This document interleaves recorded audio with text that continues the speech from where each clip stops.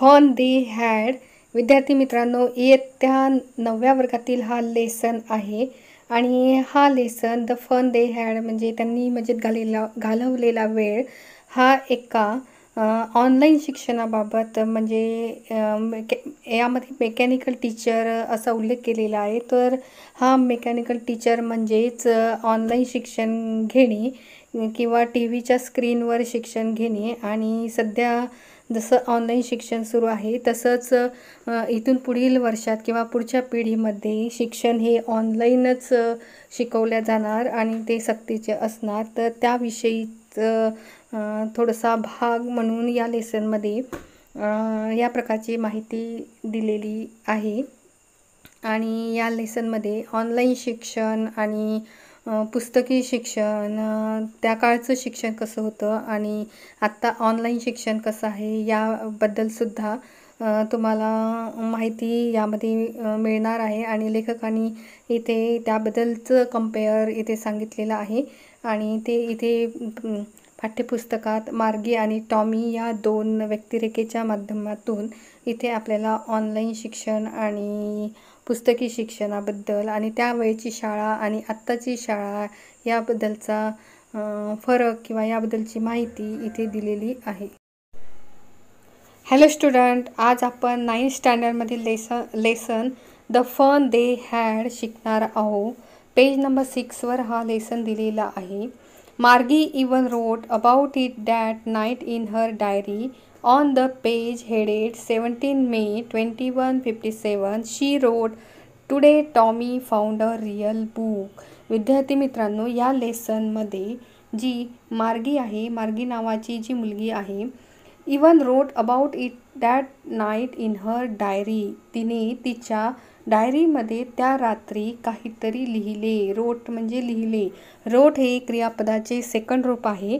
रोट याचे फर्स्ट रूप आहे राईट. राईट म्हणजे लिहिणे आणि सेकंड रूप आहे रोट म्हणजे लिहिले.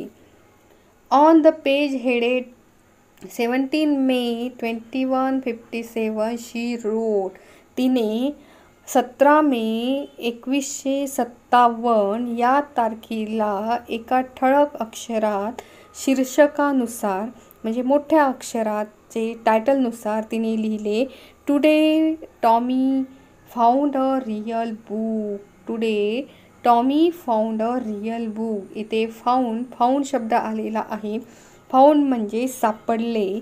फाउंडचे फर्स्ट रूप आहे फाइंड. म्हणजे सापडणे. फाइंडचे सेकंड रूप फाउंड. तर 17 मे 1957 या दिवसाची तिने बातमी लिहिली. म्हणजे या दिवसाचा माहिती तिने लिहिली की टॉमी जो आहे त्या टॉमीला आज खरेखुरे पुस्तक सापडले. It was a very old book. It was a very old book. ते खूप जुने पुस्तक होते. It was a very old book. Was म्हणजे हे भूतकाळातील वाक्य दिलेले आहे. It was a very old book म्हणजे ते खूप जुने असे पुस्तक होते. मार्गीज grandfather once said that when he was a little boy, his grandfather told him that there was a time when all stories were printed on paper. इथे मार्गीने सांगितलेले आहे की it was a very old book म्हणजे ते खूप जुने पुस्तक होते. आणि मार्गीचे जे ग्रँडफादर आहे म्हणजे जे आजोबा आहे मार्गीचे, वन्स सेड मार्गीच्या आजोबांनी एकदा तिला सांगितले होते. सेडचे फर्स्ट रूप आहे से आणि सेकंड रूप आहे सेड म्हणजे सांगितले होते. तर मार्गीला तिच्या आजोबांनी एकदा सांगितले होते that when he was a little boy. जेव्हा ते लिटिल बॉय होते म्हणजे छोटे मूल होते किंवा छोटे वयाचे होते. हीच ग्रँडफादर तेव्हा त्यांच्या आजोबांनी, हीच ग्रँडफादर म्हणजे त्यांच्या आजोबांनी told him that there was a time when all stories were printed on paper. तेव्हा मार्गीच्या आजोबांच्या आजोबांनी त्यांना सांगितलेले होते जेव्हा ते छोटे असताना, की त्यावेळी जवळपास सर्व स्टोरीज वगैरे ह्या पेजवर प्रिंटेड केल्या जाईल. प्रिंटेड म्हणजे छापलेल्या होत्या, म्हणजे छापील अशा पेपरवर छापील अशा स्टोरीज त्यावेळेस उपलब्ध होत्या. They turned the page which were yellow and crankly. They turned the page which were yellow and crankly. ते जे पुस्तक होते ते इतके जुने होते की त्या पुस्तकातली जी पाने आहे ती पिवळसर झालेली होती आणि क्रँकली म्हणजे ती पाने दुमडलेली होती, म्हणजे चुरगाळलेली होती. And it was awfully funny to read words that should still instead of moving the way they were suppose to on a screen. आणि त्या पानावरची, त्या पेजवरची जे अक्षरे होती ती अक्षरे बघून त्यांना फनी वाटत होती ते अक्षरे, कारण त्या पेजवरची जी अक्षरे होती ती कुठलीही हालचाल न करता, ती अक्षरे कुठलीही हालचाल न करता एकसारखी तिथे स्थिर होती आणि ते वाचताना ती अक्षरे हलतसुद्धा नव्हती. ते बघून त्यांना फनी वाटत होते, म्हणजे नवल वाटत होते. Instead of moving the way they were suppose to on a screen. जे त्यांच्या स्क्रीनवर जे ते शिकत होते तेव्हा त्यांच्या स्क्रीनवरची अक्षरे जसे ते हलत होती त्याप्रमाणे या पुस्तकातली अक्षरे हलतसुद्धा नव्हती आणि ते बघून त्यांना खूप फनी वाटत होते.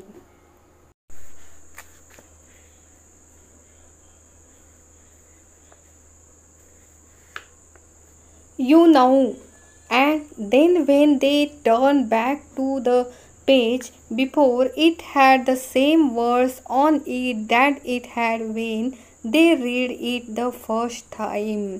आणि त्यांना तुम्हाला माहीत आहे का की and then when they turn back to the page before, जेव्हा ते नेक्स्ट पेज जेव्हा पलटत होते किंवा पुढचं पेज ते उघडून बघत होते तेव्हा it had the same words on it that it had when they read it the first time. तेव्हा त्यांना नेक्स्ट पेजवर सुद्धा तेच अक्षर दिसत होते जे त्यांनी आधीच्या पेजवर बघितलेले होते.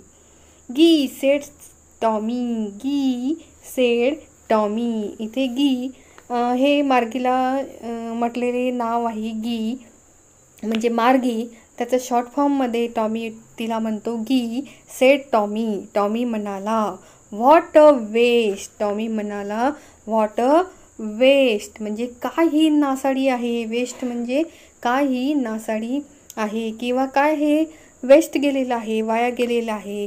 When you are through with the book you just throw it away. आता ही जी पुस्तके आहेत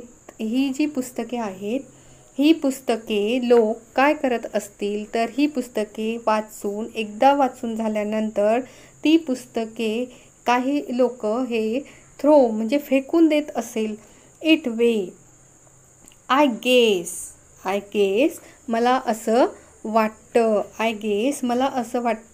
आवर television screen must have had 1,000,000 books on it and it's good for plenty more. I would not throw it away.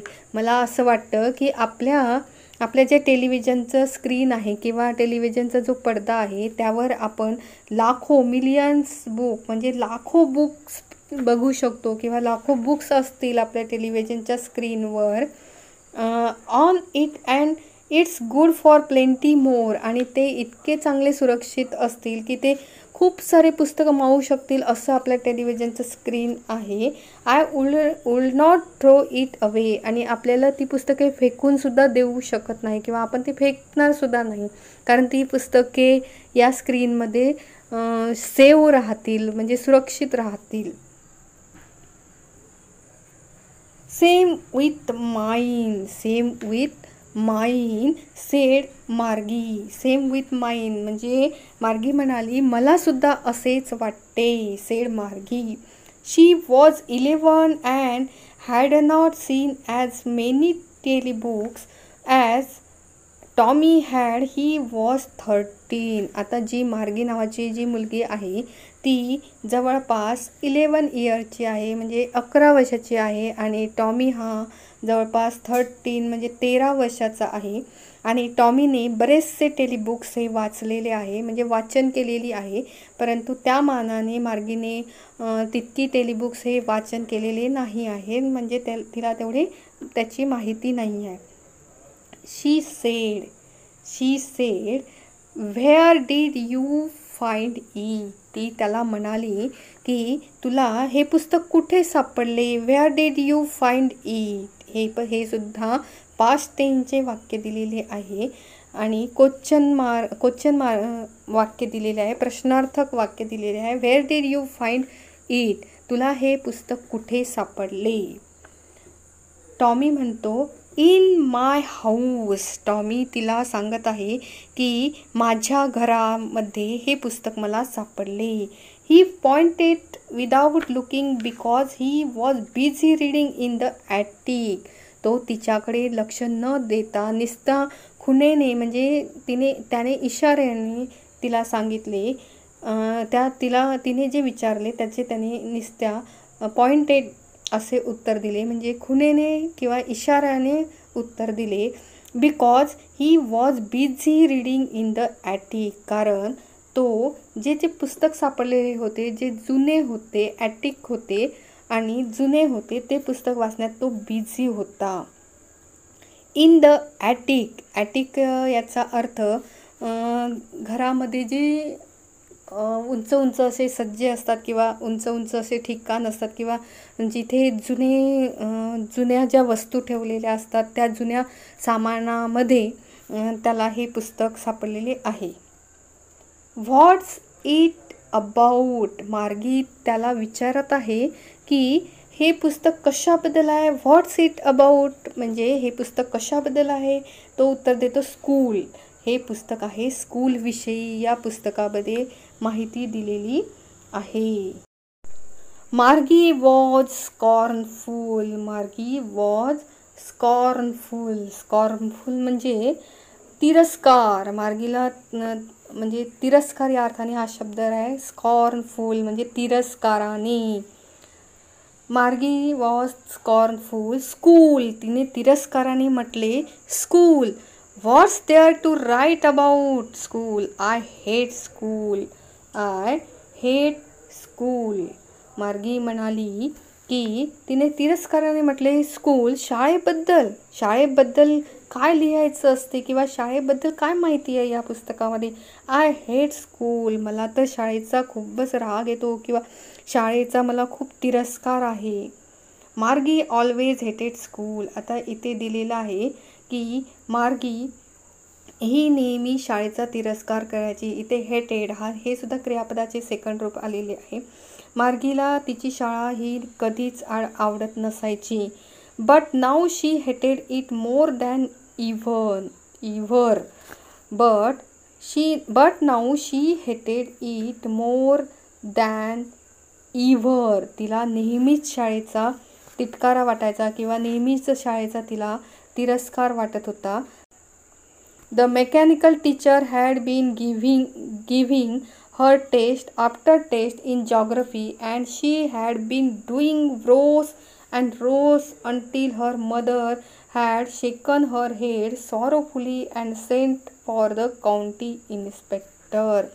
मार्गीला तिची शाळा कधीच आवडत नसे. कारण त्याचे कारण काय होते. The mechanical teacher.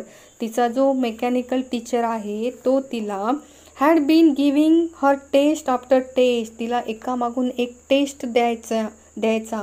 टेस्ट म्हणजे परीक्षा घ्यायचा तिची एकामागून एक. In geography. आणि जॉग्रफी या विषयाची तिची सतत तो टेस्ट घ्यायचा. And she had been doing worse and worse until her mother had shaken her head sorrowfully and sent for the county inspector. आणि त्या एकामागून एक टेस्टमुळे तिला त्याचा खूप राग येत होता. आणि तो जो मेकॅनिकल टीचर आहे तो खूप वाईट आहे असं तिच्या मनामध्ये वाटत होतं, कारण तो एकसारखा तेच देत होता आणि त्याच्यामुळे तिला त्या शिकण्याचा, अभ्यासाचा किंवा त्या शाळेचा कंटाळा येत होता. त्यामुळे until her mother had shaken her head sorrowfully and sent for the county inspector. शेवटी तिच्या आईने वैतागून, म्हणजे तिला शाळेचा तिटकारा होता, तर त्यामुळे तिच्या आईने शेवटी वैतागून त्या मेकॅनिकल टीचरला तिची आई काउंटी इन्स्पेक्टरकडे घेऊन गेली. काउंटी इन्स्पेक्टर म्हणजे जो मेकॅनिकल टीचर आहे, त्याला जो दुरुस्त करणारा व्यक्ती आहे त्याला काउंटी इन्स्पेक्टर असे इथे म्हटलेले आहे. She was a round little man with a red face and a whole box of tools with dials and wires.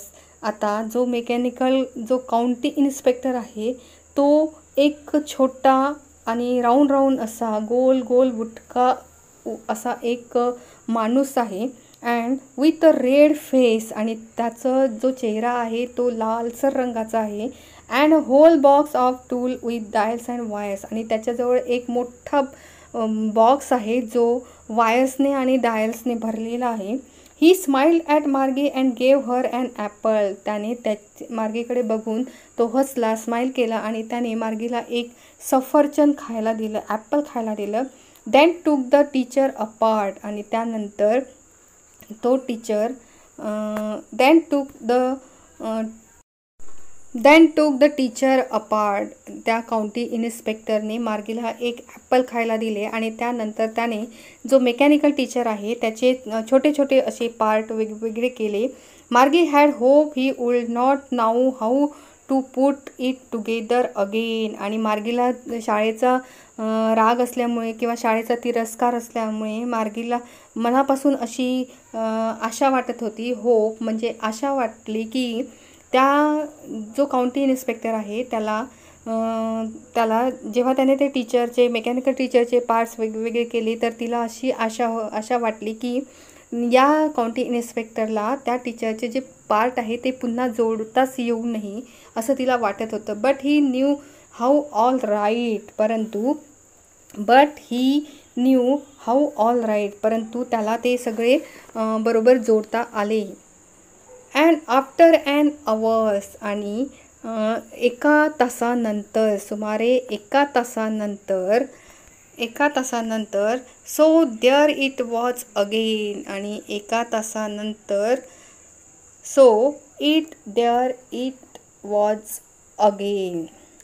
तासानंतर तो पुन्हा तयार झाला. तो जो मेकॅनिकल टीचर आहे मार्गीचा तो पुन्हा एका तासाने दुरुस्त झाला. Large and black and ugly. Large म्हणजे मोठा, काळा आणि कुरूप असा जो त्या मेकॅनिकल टीचरचा जो पडदा आहे. विथ अ बिग स्क्रीन, त्या मेकॅनिकल टीचरचा जो मोठा असा स्क्रीन आहे. On which all the lesson were shown on and the question were asked, ज्याच्यावर तिला नेहमी धडे दाखवले जात असे आणि प्रश्न विचारले जात असे. असा तो मोठा मेकॅनिकल टीचर जो मोठ्या स्क्रीनचा होता तो त्या काउंटी इन्स्पेक्टरने दुरुस्त केला. That was not so bad, आणि that was not so bad म्हणजे तो इतकाही बॅड नव्हता. The part Margie hated most was the slot where she had to put homework and test papers. परंतु तो इतकाही बॅड नव्हता, परंतु मार्गी जी आहे त्या मार्गीला त्याचं नेहमी टेस्ट देणं आणि ती टेस्ट परत सबमिट करणं, म्हणजे त्या काहीतरी कुठेतरी तो जो पेपर आहे तो तिला सबमिट करायचा असतो, म्हणजे एंटर करायचा असतो. तर त्यासाठी तिला त्याचा खूप तिरस्कार येत होता.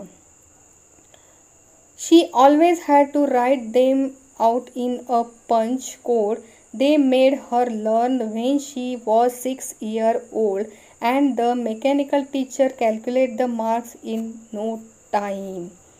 तर इथे सांगितलेले आहे की जेव्हा मार्गी ही 6 वर्षाची होती त्यावेळेसपासूनच तिला या मेकॅनिकल टीचरपासून शिक्षण घेत, म्हणजे त्यावेळेसपासूनच ती मेकॅनिकल टीचरपासून शिक्षण घेत आहे. आणि त्यासाठी तिचं जे होमवर्क आहे ते होमवर्क सबमिट करण्यासाठी तिला काही पंच कोड दिलेला होता आणि तो पंच कोड वापरून तिला तिचा होमवर्क आहे तो सॉल्व करून द्यायचा राहत होता नेहमी. आणि त्याच्यामुळेच ते तिला खूप अवघड वाटत होते. And the mechanical teacher calculated the marks in no time. आणि मेकॅनिकल टीचरसुद्धा असा होता की होमवर्क सबमिट केल्या लगेच तो गुण देत होता आणि calculated the marks in no time, आणि त्याला काही वेळसुद्धा लागत नव्हता. The inspector had smiled after he was finished and patted Margie's head. He said to her mothers. आणि जो काउंटी इन्स्पेक्टर आहे तो त्याचे काम झाल्यानंतर हसून त्याने मार्गीच्या डोक्याला थोपटले आणि तो तिच्या आईला म्हणाला.